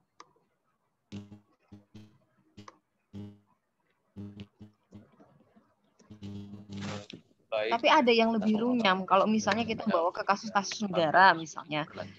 Kasus teman-teman mau bertanya ataupun menanggapi. Boleh, silakan. Materi. Kalau kita bawa ke kasus negara ini akan lebih luas lagi. Sebenarnya bagaimana payung hukum yang ada dalam negara kita ketika ada masyarakatnya membuli masyarakat negara lain seperti itu. Itu nantinya kita bawa ini secara politik bagaimana, secara teknis bagaimana konsentrasi anggota komunitas antara anggota dan homogenitas anggota. Akhirnya awalnya perubahan dari kepentingan bersama menjadi kelompok kepentingan. Ini kepentingan bersama nih, ini tidak sesuai dengan ini. Akhirnya mereka menjadi kelompok kepentingan yang membuli lah LGBT yang ada dalam kasus Thailand itu kayak gitu-gitu. Jadi secara konkret memang harus kita kita turunkan nih beberapa proses-proses yang ada dalam perubahan yang ada dalam masyarakat itu. Oke, silakan mungkin ada yang lain. Ada yang mau merespon? Ada yang mau merespon, guys? Silakan untuk sahabat-sahabat yang ingin bertanya.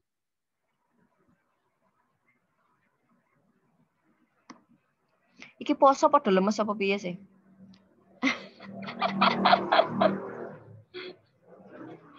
Aku kok gak paham sih gimana sih Zoom ini, Rek.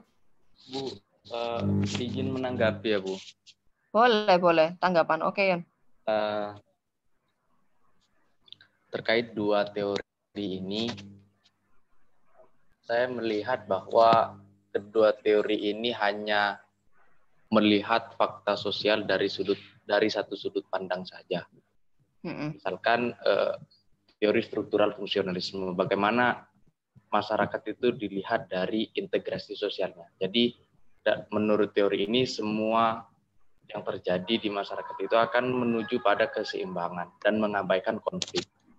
Nah, sedangkan di teori konflik adalah bahwa setiap perubahan ataupun kondisi sosial, kondisi masyarakat itu adalah ladang subur bagi terjadinya satu konflik begitu. Artinya dua teori ini bagi saya cukup konservatif karena hanya memandang fakta sosial dari sudut pandang saja. Itu yang pertama. Yang kedua, kalau misalkan kita tarik kepada permasalahan, misalkan satu kasus di Indonesia, misalkan seperti yang terjadi pada penduduk Samin, di mana pembukaan lahan untuk Pertamina pada saat itu, ini bisa dikaji dari dua teori. Dari dua teori ini maksudnya. Nah, cenderung kalau kita berbicara masalah pemerintah, teori struktural fungsionalisme ini sangat disukai begitu, karena mereka tentu tidak mau adanya konflik dan setiap perubahan yang mereka lakukan itu pada akhirnya akan melahirkan keseimbangan. Berbeda kemudian dengan teori konflik di mana ada kelas subordinat dan juga ada kelas subordinat begitu. Mungkin teman-teman mau menanggapi ataupun mau bertanya, dipersilakan biar diskusinya hidup begitu. Baik, silakan, saya tunggu ya.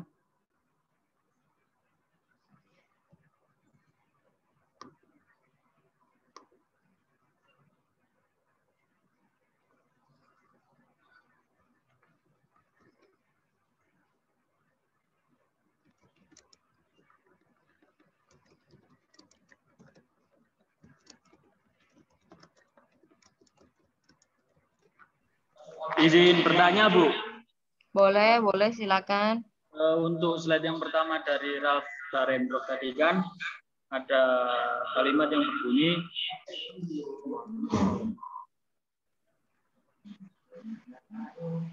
kepentingan pihak yang berkonflik yang tidak dapat dicapai secara simultan. Kata-kata simultan di sini itu maksudnya bagaimana, Bu ya? Mungkin bisa diberi contoh juga. Terima kasih. Oke, sama-sama. Ada lagi yang lain?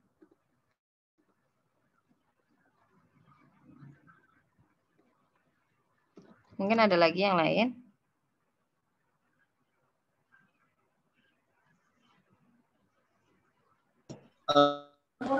Saya mau tanya. Saya ingin bertanya. Apakah konflik itu selalu mengarah ke konsensus? Apakah bisa konflik itu tidak mengarah ke konsensus? Oke. Ataupun Baik. sebaliknya? Oke, saya langsung tanggapi dulu. Tadi kayaknya ada dua orang yang bertanya simultan. Pertama ya, biar aku nggak lupa. Jadi biar saya nggak lupa. Yang pertama itu secara simultan itu adalah secara serentak. Jadi bersama-sama agar dari persoalan yang ada itu bisa berjalan seiringan kayak gitu loh, Rek. Jadi bukan hanya kau dan dia yang berjalan seiringan, tapi persoalan yang ada dalam masyarakat itu juga harus serentak. Jadi harus bersama-sama bekerja untuk menghasilkan sebuah struktural fungsional yang baik gitu, yang sesuai dengan tujuan yang sesuai dengan apa yang ingin diwujudkan oleh Talcott Parsons terkait dengan struktural fungsional. Kemudian yang kedua, tadi apakah kemudian selalu berujung pada konsensus gitu. Kurang lebih begitu ya.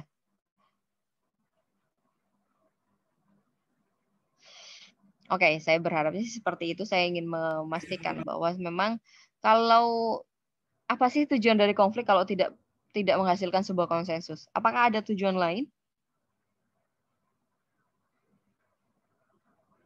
Ada nggak? Mungkin bisa langsung direspon. Yang tanya tadi siapa ya, Rek? Sabil, Bu, Sabul. Ya, Bil, Mukhlis, oke, Mukhlis, iya, panggilannya Sabil. katanya tadi Mukhlis. Apa sih sebenarnya? Apakah ada nih tujuannya selain konsensus dari sebuah konflik itu? Orang kan berkonflik. Kalau kita bawa ke konflik, misalnya konflik keagamaan, contohnya, konflik keagamaan yang ada di Poso, kalau misalnya teman-teman mengikuti, atau konflik ini deh, konflik Syiah yang di Madura, ada yang dari Madura nggak? Saya, Bu. Oke, Wen. Siapa? Yono yo? Yono dah, Yon. Enggak, Bu. Saya juga, Bu. Oh ya wes, yang dari Madura lah. Ada yang mau ngikuti konflik Syiah? Saya enggak, Bu. Mungkin Oh. Oke. Jadi kalau misalnya kita, Bu, mohon maaf, Bu. Itu konflik Syiah yang di Madura itu yang diusir itu ya, Bu ya? betul. Right. Konflik Syiah yang diusir dari Madura. Yeah, I know. Kemudian direlokasi di daerah Surabaya sini, Surabaya dan Sidoarjo. Ada yang tahu? Ada yang mengikuti? Kalau nggak ada, yo saya berharapnya sih semoga nyambung. Jadi ini berkaitan dengan pertanyaannya Mukhlis tadi. Apakah kemudian konflik itu memang ujung-ujungnya konsensus? Apa nggak ada yang lain? Saya malah membalikkan pertanyaan. Emang ada yang lainnya? Ketika kita mau menentukan, ketika kita berada dalam satu konflik ya, Kak ya. Kita berada dalam satu konflik dan konflik itu kemudian apa tujuannya kita berkonflik? Apa tujuannya kita memperjuangkan apa yang kita inginkan? Ketika kita ingin memperjuangkan apa yang kita inginkan, maka kan ada proses-proses yang di dalam itu untuk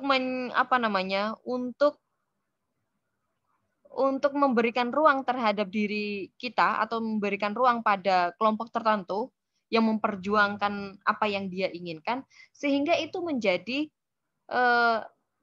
bisa diterima oleh orang lain. Lah konsensus yang disebutkan di sini itu bukan kemudian harus selalu persoalan menyepakati dan bersama dan bagaimana, enggak harus seperti itu, tapi kemudian secara konsensus, secara penerimaan yang ada dalam masyarakat itu bisa diterima. Jadi ketika ini ya misalnya kelompok Syiah yang ada di Madura, kita menggunakan pendekatan Raff Dahendorf untuk memahami persoalan ini. Jadi kelompok kepentingan ini siapa? Oh ternyata kelompok kepentingan ini ada dua nih, ada pemerintahan, ada kita bagilah ada 3 misalnya, ada pemerintahan, ada kelompok keagamaan tertentu, entah itu dari kelompok agama yang mana, kemudian ada orang Syiah. Kelompok Syiah itu kan memiliki kepentingan ya guys. Jadi dia memiliki kepentingan untuk diakui eksistensinya, untuk diberikan untuk diberikan ruang. Dia melakukan melakukan kegiatan keagamaan mereka. Dia melakukan peribadatan mereka secara bebas nih. Contohnya misalnya seperti itu. Tapi kemudian ini kan kenapa dikatakan konflik? Karena ini berkaitan dengan status quo. Status quo yang seperti apa? Karena dia pada posisi di lingkungan struktur yang ada dalam masyarakat kita, misalnya di dalam agama Islam itu dianggap sebagai madhab yang berbeda, tidak sesuai dengan agama Islam, contohnya seperti itu. Apalagi kultur kita, misalnya kultur di Madura, kalau nggak NU, biyen itu nggak tahu ya sekarang perkembangannya. Dulu tuh sampai ada slogan Madura tuh kalau nggak NU yo kafir, bukan kafir, maksudnya kalau nggak NU yo gak Islam, ngono loh bahasanya. Kalau nggak NU yo gak Islam. Padahal di sana di Madura pun juga masih banyak yang Muhammadiyah, masih banyak ya, salah satunya Syiah itu tadi. Lah golongan Syiah ini kan sepertinya dia memiliki kepentingan untuk dianggap, untuk diberikan ruang kebebasan dalam peribadatan, sedangkan kelompok agama yang sama, entah itu dari golongan NU, Muhammadiyah atau yang lainnya, itu kemudian dia merasa bahwa ini tidak sesuai. Lah dari kelompok yang lain, dari kepentingan yang lain, apalagi institusi pemerintahan, yang di sana ketika kita melihat secara struktural fungsional ya, secara struktural, nggak usah fungsional lah, secara struktural itu didominasi oleh siapa? Ini kan kalau secara sosiologis, ketika kita berbicara konflik, secara sosiologis memang siapa yang akan mendominasi, siapa akan yang tidak berdayakan, siapa yang akan menyingkirkan. Seperti itu. Jadi memang persoalannya ketika ini sudah memiliki kepentingan masing-masing, konsensus yang diharapkan ketika sudah ada konflik ini itu adalah penerimaan dari kelompok Syiah itu saja.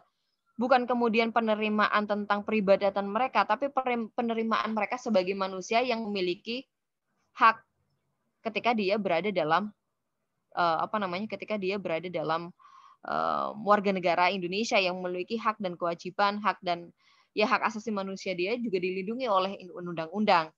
Sehingga dalam hal ini kan konsensus yang diharapkan itu bukan hanya penerimaan tentang ajaran mereka, tapi penerimaan mereka sebagai warga negara Indonesia yang memiliki kebebasan untuk melakukan apapun kayak gitulah. Itu kemudian nantinya agar terwujud kestabilan yang ada dalam masyarakat, kita kaitkan kepada persoalan struktural fungsionalnya si Talcott-Parsons. Agar apa? Agar konflik yang terjadi, agar perbedaan-perbedaan ini tidak merusak kestabilan yang ada dalam masyarakat, maka setiap elemen yang ada dalam masyarakat harus berfungsi dengan baik. Entah itu dari kelompok agama yang di luar Syiah atau entah dari pemerintahan itu bagaimana, itu kan akhirnya seperti itu. Gitu, Bill. Sabil ya tadi ya. Mukhlis, Bu. Jadi yo. bisa saya simpulkan bahwa konflik itu pasti bermuara ke konsensus ya, seperti itu. Jadi tidak ada yang lain selain konsensus. Ada yang lain, Tabil. Mungkin kamu tahu?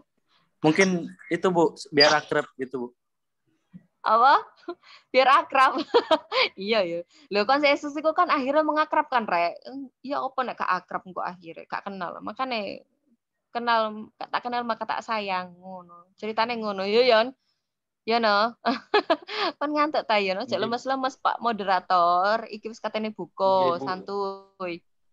Ini Bu, mau bertanya. Biar nggak lemes, Bu. Ya, siapa ini adik? Tadi kayaknya ada yang mau ngomong. Izin bertanya, Bu. Nah,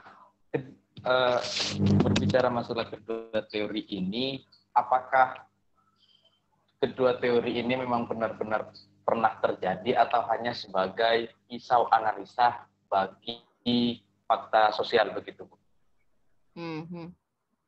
Baik. Jadi ini tuh sorotan yang digunakan oleh Ralph Dahrendorf, yang digunakan oleh Talcott-Parsons dalam menyikapi persoalan-persoalan yang ada di sekitar mereka, termasuk. Jadi ini ada beberapa yang menurut Talcott-Parsons ini sebagai pisau analisa ya iya, tapi dia juga lahir dari persoalan-persoalan yang ada dalam masyarakat Barat, termasuk masyarakat yang ada di sekitarnya Ralph Dahrendorf. Kenapa? Karena sebentar, biar saya nggak keliru tahunnya. Saya itu kalau persoalan angka tuh keliru, Rek.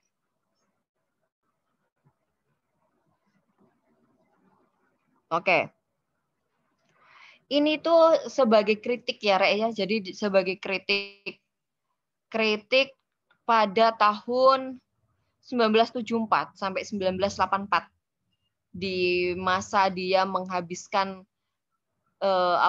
menghabiskan kehidupannya dia di Inggris dengan karya-karyanya dia yang class and class conflict in industrial society. Jadi dia itu mengkritik tentang kehidupan industri yang ada dalam masyarakat Barat, bagaimana demokrasi yang ada di Jerman dan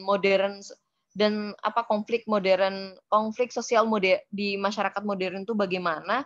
Dia itu mengkritisi apa saja sebenarnya. Dia mengkritisi tentang standar kemungkinan demokrasi yang lebih terbuka itu seperti apa, kemudian tentang heterogenitas kerja karena dia itu juga mengkritisi tentang proses kapitalisme yang makanya tadi Ralph Dahrendorf itu dia dikatakan sebagai non Marxis, tapi dia juga mengkritisi apa yang dikatakan oleh Marxis, golongan Marxis. Misalnya dia ini melihat bagaimana bahwa kaum buruh itu tidak lagi hanya bekerja pada satu bidang saja. Seperti misalnya di lingkungan dia itu seperti pertanian. Tapi juga ada keberagaman pekerjaan sesuai dengan orientasi usaha yang dimiliki pemodal. Misalnya nih, orang yang memiliki keahlian di bidang mesin akan ditempatkan pada bagian pemesinan. Lah bisa jadi itu bisa sebagai teknisi mesin, operator mesin, atau tidak seperti pada zaman prakapitalis yang masyarakatnya itu mayoritas bekerja pada sektor pertanian saja. Lah dalam hal ini persoalan konflik-konflik yang ada di masyarakat modern itu ternyata juga dipengaruhi oleh kepentingan-kepentingan tadi. Makanya dia melahirkan sebuah strukturasi tentang kelompok semu, kelompok kepentingan, kelompok konflik sosial, kemudian dia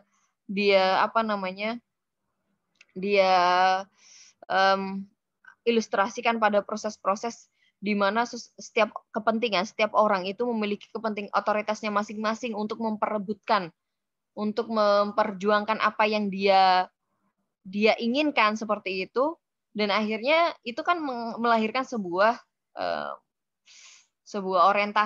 orientasi yang berbeda yang seharusnya akhirnya konsensus yang diharapkan oleh dia itu ya karena heterogenitas kerja di masyarakat modern, ya orang seharusnya sudah diberikan ruangnya masing-masing dengan spesialisasi yang tadi.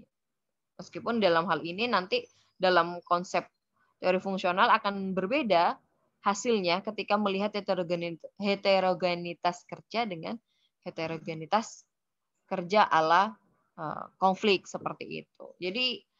Jadi memang ini bukan hanya analisis, tapi juga dia memang terjadi dan banyak digunakan sebagai pisau analisis dari peneliti-peneliti Indonesia terkait dengan pemeliharaan atau pemahaman tentang konflik-konflik yang ada dalam masyarakat Indonesia.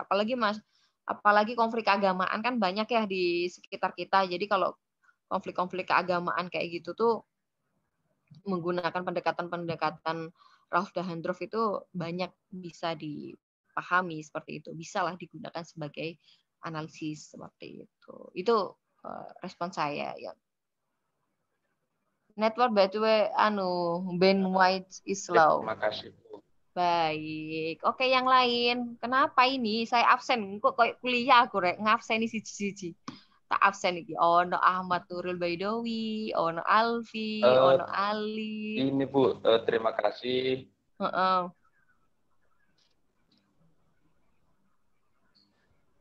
Berhubung waktunya sudah habis, baik. Bisa diakhiri.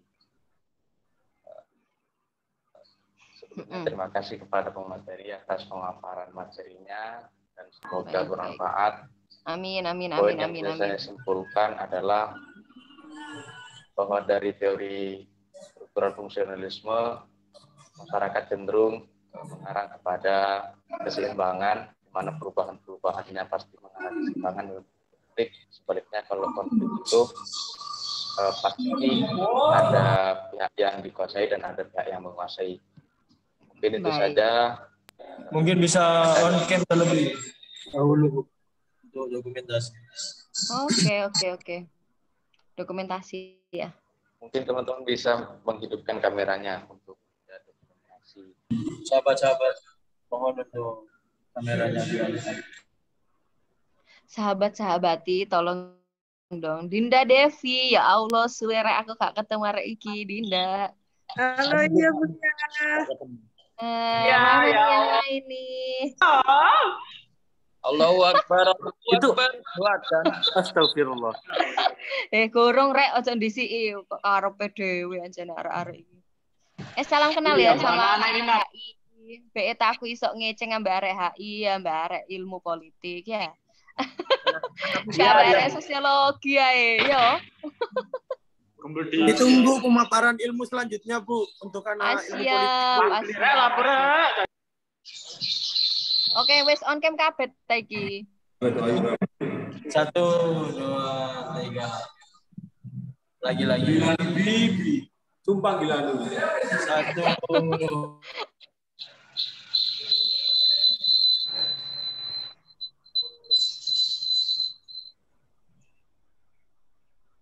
Udah, Bu. Wesa, yo. Thank you hari ini. Saya mohon maaf, mungkin ada kekurangan dalam penjelasan dan ketidakpuasan dari apa yang sudah saya sharingkan hari ini. Karena saya bukan pemuas. Jadi silahkan berbuka puasa untuk teman-teman yang berpuasa. Saya mokel-mokel ya wes lah, rahasia kita berdua lah ya. Amin. Alhamdulillah, Bu.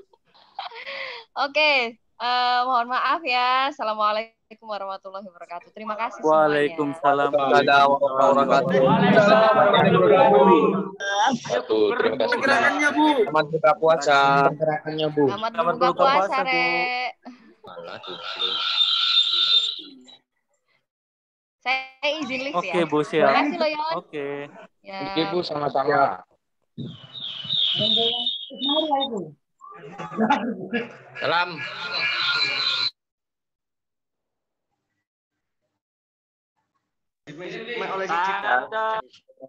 Kepal.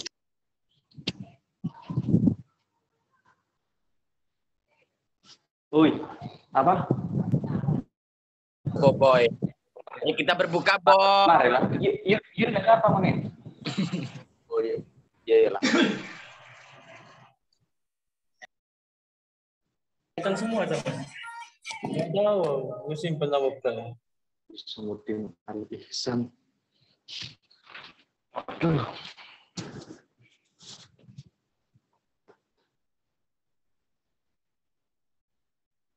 Enak buka puasa.